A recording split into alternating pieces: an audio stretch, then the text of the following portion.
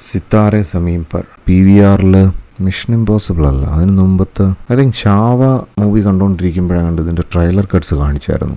അപ്പോഴേ ഈ സിനിമ എന്തായാലും കാണണം എന്ന് ആഗ്രഹിച്ചതാണ്. Ultimately it's Aamir Khan production.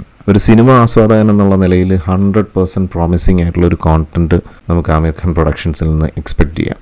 Disability എന്നുള്ളത് മാറ്റിയിട്ട് ദിവ്യാംഗർ എന്ന് തന്നെ പറയാവുന്ന ഈ കുട്ടികളെ വെച്ചുകൊണ്ട് ഇങ്ങനെ ഒരു സിനിമ ചെയ്യാന്ന് പറഞ്ഞു കഴിഞ്ഞാൽ അവിടെയാണ് ഈ സിനിമയുടെ തിരക്കഥ ആൻഡ് ദ ഡയറക്ടർ. തിരക്കഥ മറ്റൊരു ആളാണ് എഴുതിയിരിക്കുന്നത്, ദിവ്യ നിധി ശർമ്മ, ലേഡിയാണെന്ന് തോന്നുന്നു. So awesome writing. പിന്നെ RS Prasanna, nice direction. Aamir Khan as an actor ഇത് അദ്ദേഹത്തിന് വളരെ സിമ്പിളായിട്ട് കൈകാര്യം ചെയ്യാവുന്ന ഒരു ക്യാരക്ടറാണ്. അത് അദ്ദേഹം നല്ല ഗംഭീരമായിട്ട് ചെയ്തിട്ടുണ്ട്. പക്ഷെ അപ്പാർട്ട് ഫ്രം ദാറ്റ് ഇതിനെ ഒന്ന് കോർഡിനേറ്റ് ചെയ്ത് ഒരു സ്ക്രീനിൽ കൊണ്ടുവരുന്ന അല്ലെങ്കിൽ ഇതൊരു സിനിമയാക്കി മാറ്റുക എന്ന് പറയുന്ന ആ ഒരു പ്രോസസ്സ് അത് ഭയങ്കര ടഫായിട്ടുള്ളൊരു പ്രോസസ്സാണ്. പ്രത്യേകിച്ച് ഇത്തരത്തിൽ ജെന്യൂനായിട്ട് ദിവ്യാംഗരായിട്ടുള്ള കുട്ടികളാണ് ഇതിനകത്ത് അഭിനയിച്ചിരിക്കുന്നത്. അപ്പോൾ അവരെ കൊണ്ട് അത് ഒരു പ്രോപ്പർ സോക്കറ്റിൽ വീഴുന്ന രീതിയിൽ അഭിനയിപ്പിച്ചെടുക്കുക എന്ന് പറയുന്നത് ഒരു വലിയ ടാസ്ക്കാണ്. അത് വളരെ പ്രിസൈസ് ആയിട്ട് ഈ സിനിമയ്ക്കകത്ത് ചെയ്തു വെച്ചിട്ടുണ്ട്. ദോ സിനിമാറ്റിക് ആയിട്ടുള്ള ഏരിയാസ് സിനിമയ്ക്കകത്ത് ഉണ്ടെങ്കിൽ പോലും, പ്രണയം ഇതൊക്കെ ഉണ്ടെങ്കിൽ പോലും, ഈ കഥാപാത്രങ്ങൾ വരുന്ന സന്ദർഭങ്ങളിലെല്ലാം സിനിമയുടെ ആ ഒരു മൊമെൻറ്റം, ആ ഒരു പേസ്, ഇതെല്ലാം ഭയങ്കര പെർഫെക്ഷൻ ആയിരുന്നു.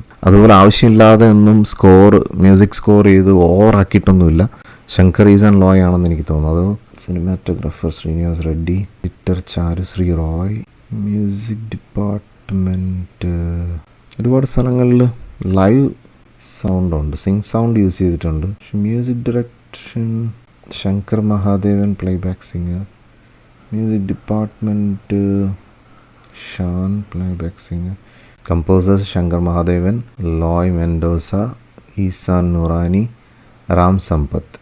Background score Ram Sampath, hats off man. Ram സമ്പത്താണ് ഇതിൻ്റെ ബാക്ക്ഗ്രൗണ്ട് സ്കോർ ചെയ്തിരിക്കുന്നത്. ഓസം, നല്ല രസമുണ്ടായിരുന്നു. അതാണ് വളരെ ലിമിറ്റഡ് ആയിട്ടാണ് ബാക്ക്ഗ്രൗണ്ട് സ്കോർ ചെയ്തിരിക്കുന്നതെങ്കിലും ഭയങ്കര പഞ്ചിങ് ആയിട്ടാണ് ചെയ്തിരിക്കുന്നത്. അതൊരു രീതിയിൽ നമുക്കൊരു നോയ്സി ആയിട്ട് തോന്നത്തില്ല. ആ ഒരു സീൻ എലിവേഷൻ ആയിരുന്നാലും വളരെ സൂതിങ് ആയിട്ടാണ് ഓരോരോ ഫീൽ ഗുഡ് മൊമെൻറ്റ്സും അങ്ങോട്ട് ലിഫ്റ്റപ്പ് ആക്കുന്ന ഈ ഒരു മ്യൂസിക്കിൻ്റെ ഒരു സ്കോറും കൂടെ വെച്ചുകൊണ്ട്. സോ അതൊരു ഗംഭീര അറ്റംപ്റ്റ് ആയിരുന്നു.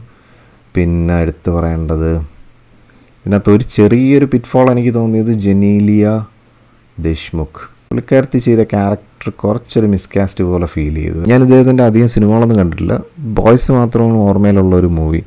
അതിനകത്ത് പോലും കുറച്ച് ഓവറാണെന്ന് എനിക്ക് തോന്നിയതാണ്. ആ ക്യാരക്ടറിനകത്ത് വലിയൊരു ഇമ്പോർട്ടൻസ് ഒന്നുമില്ല എങ്കിലും, കാരണം ആമിർ ഖാൻ്റെ കൂടെ നെക്ക് നിൽക്കണമല്ലോ ഈ ഒരു ക്യാരക്ടർ. അപ്പോൾ അവിടെ ഒരു ചെറിയൊരു ഗ്രാഫ് ലോ ആയിട്ട് തോന്നി.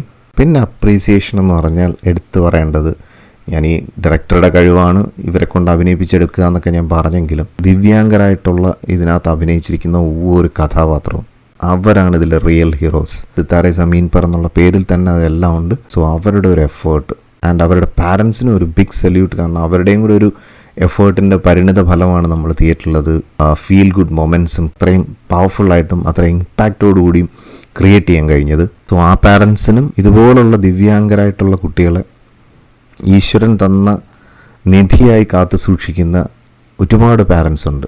ഞാൻ ഇത്തരത്തിൽ സക്ഷമ എന്ന് പറഞ്ഞൊരു സംഘടനയായിട്ട് കുറച്ച് നാൾ പ്രവർത്തിച്ചതാണ്. ഇപ്പം അത്രയും വളരെ ആക്റ്റീവ് അല്ല, ഡ്യൂ ടു പല തിരക്കുകളും പ്രശ്നങ്ങളും ഒക്കെ കാരണം എനിക്കങ്ങ് ഫുള്ളി അതിലോട്ട് ആക്സലറേറ്റ് ചെയ്യാനും കോൺസെൻട്രേറ്റ് ചെയ്യാനും പറ്റുന്നില്ല.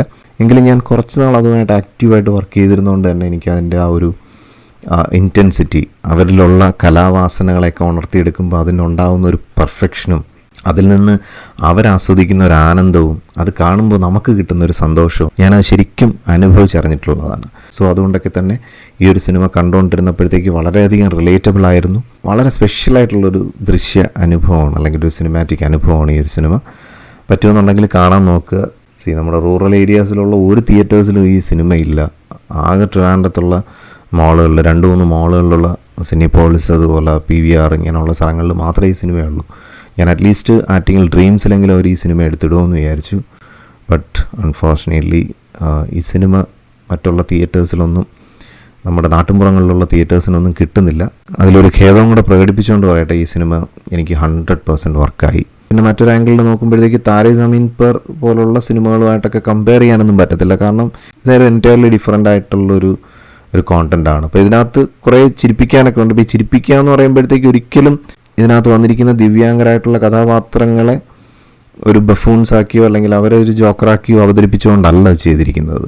അവരെ ഒരു തരത്തിലും ഒരു ഡയലോഗിൽ പോലും അവർക്കൊരു മാനസിക വിഷമം ഉണ്ടാക്കുന്ന രീതിയിലോ അങ്ങനെ ഒന്നുമല്ലാതെ വളരെ രസകരമായിട്ട് ഈ സിനിമ ചിരിപ്പിച്ചിരിക്കുന്നു. അതാണ് ആ ഒരു കോണ്ടന്റ് ക്രിയേറ്ററുടെ ഒരു സ്കില്ലെന്ന് പറയുന്നത്. അത് എഴുത്തുകാരൻ്റെയും ആ ഒരു ഡയറക്ടറുമായിട്ടുള്ളൊരു സിങ്കാണ്. അത് നല്ല പെർഫെക്റ്റ് ആയിട്ട് സിങ്ക്രണൈസ് ആയതുകൊണ്ടാണ് നമുക്ക് ആ ഒരു ഫീൽ ഗുഡ് കിട്ടുന്നതും സെയിം ടൈം അവരുടെ ഓരോരോ ആക്സ് കണ്ട് നമ്മൾ ചിരിക്കുകയും ചെയ്യുന്നത്. അത് വളരെ ആത്മാർത്ഥമായിട്ട് നമ്മൾ ചിരിക്കുന്നതാണ്.